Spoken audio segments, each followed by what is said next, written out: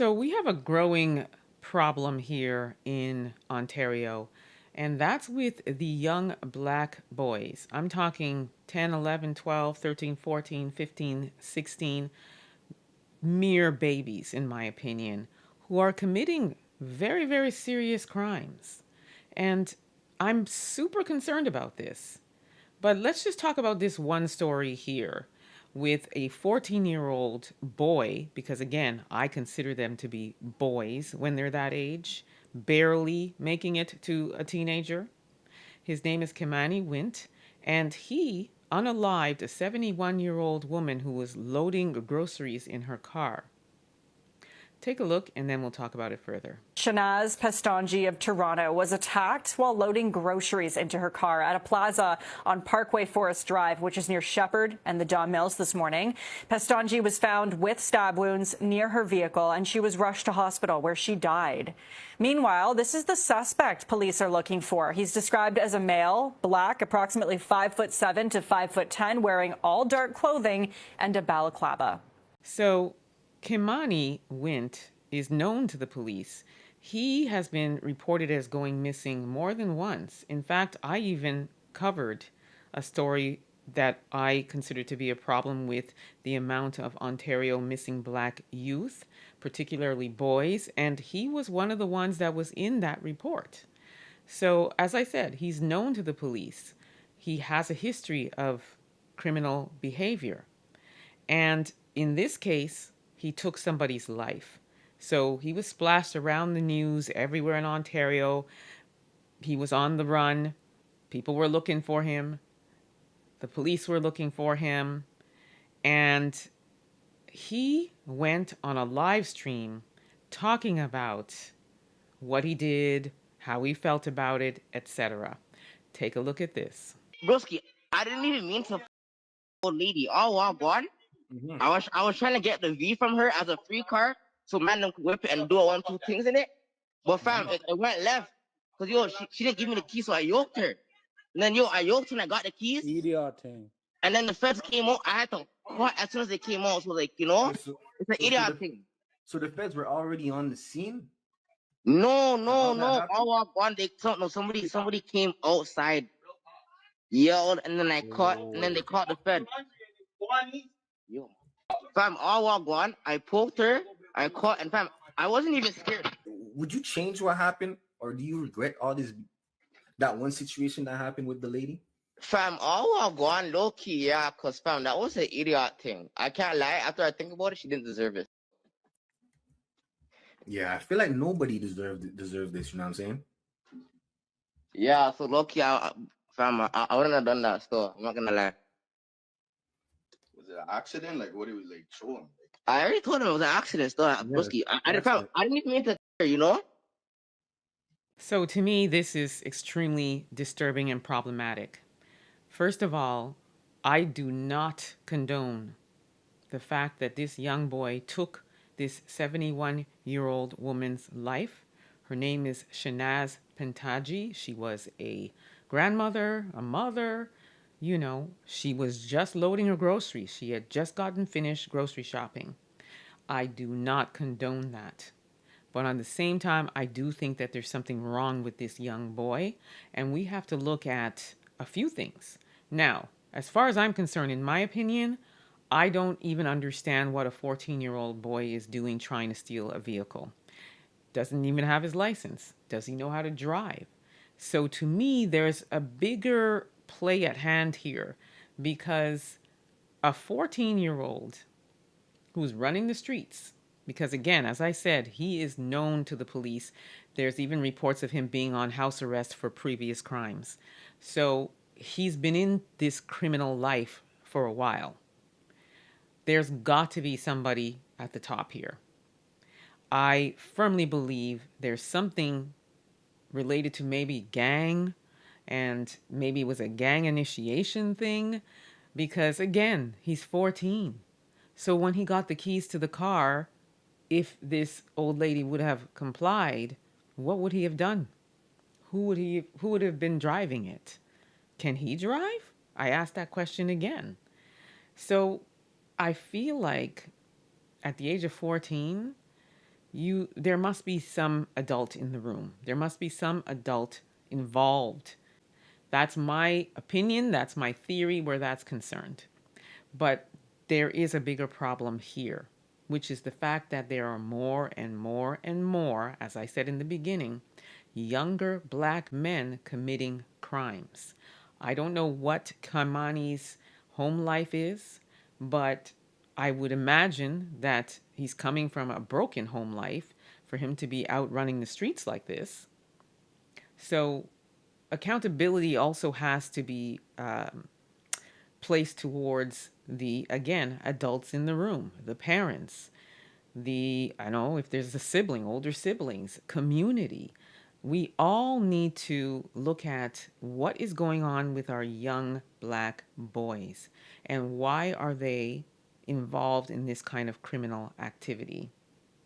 Because we're seeing more and more black boys that are disconnected, desensitized, and dangerous.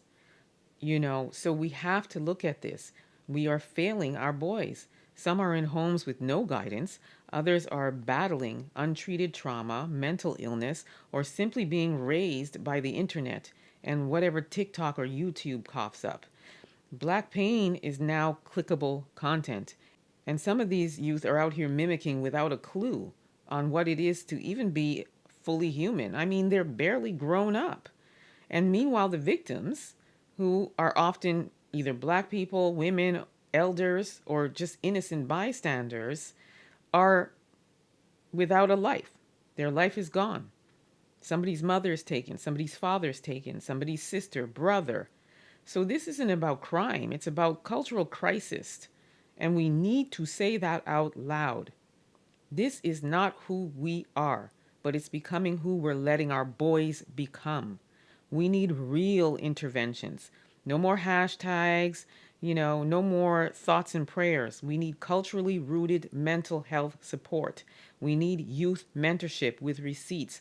We need accountability and care. And yes, a redefinition of masculinity rooted in discipline, purpose, and community protection, not nihilism. This could have been anyone's grandmother. And if we don't confront this now, it won't be the last. So we really, really need to look at this as a community. We need to look at this and say, what is going on with our young boys? And again, let me repeat this one more time. I am not condoning what this young man, or not even a man, what this young boy did. He is a mere baby. And watching that live stream, I am sure, brothers and sisters, that you can look at that and say something is not right here because he's 14. He's 14. A 14-year-old should be in school, should be playing sports, should be hanging out with his friends, not running the streets, especially with weapons where you're taking somebody's life and then talking about it like it's just another day outside. Even though he mentions that he has some level of remorse, he shouldn't have done it. Still, the way he's talking, he's not okay. He is not okay. And there are several like this within that age range that are out here. And I am sure there is somebody above him. There is an adult in the room that is guiding this behavior. It has to be. How is a 14-year-old getting up and deciding this is the life I'm going to live? And how is he getting a weapon? And how is he, again, what's he doing with this vehicle? How is he going to drive it? All of those things. We have to look at this. We've got to look at the bigger picture here. And do you know, with us in the community saying that we are identifying that this young boy is not okay, has really ruffled the feathers of the folks because they're just saying, listen, lock this monster up. He needs to go to jail forever or be unalived. He needs to get the death penalty. I'm reading the comments and I hear and I see what people are writing about this young boy.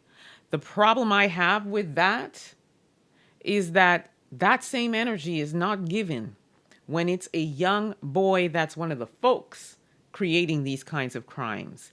That kind of care and support and all of the things that are awarded and afforded to a young boy that's one of the folks is not given to a young black boy. Same exact scenario, same age, same crime. The difference is, oh, we have to help this boy. He needs psychological help. We can't try him as an adult. We have to make sure that we arrange for a plea deal or something to say we're going to put him in a psychiatric center. And I can't remember exactly what the charge is called, but is it insanity or whatever? Okay. My point is that the difference is that when it's somebody that's of the folks that creates this crime, two things are different. One is the way it's covered in the news. You'll get a ripple of, we're looking for this young white boy.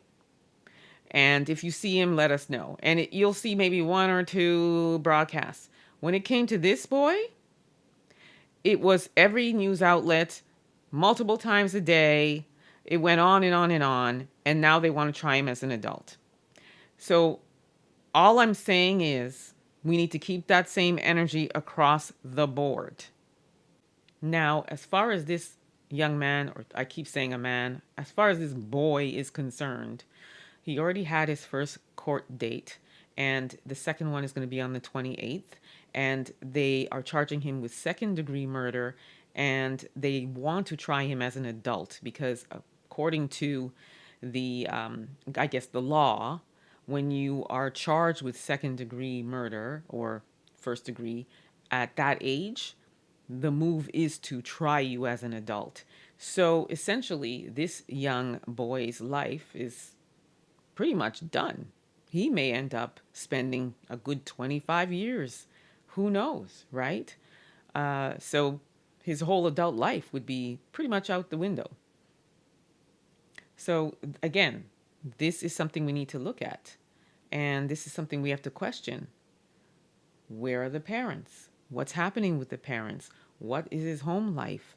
How could we as a community start looking at ways that we can create safe spaces for our young boys and girls so that they have somewhere where they can learn good resources, where they can learn how to live, navigate in life, manage finances, get jobs, all of those things, so that they're given, safe spaces to know that they matter, that we care about them, that we have to ensure that they're safe and secure, all of those things. And we as a community need to step up and do it. And that's why I keep saying we need our own major institutions in this country for our youth. This is, to me, is extremely problematic, and we're seeing more and more and more of it, and we have to do something. Because these young boys will never make it past the age of 20, 30, 15, 16, 17, 18.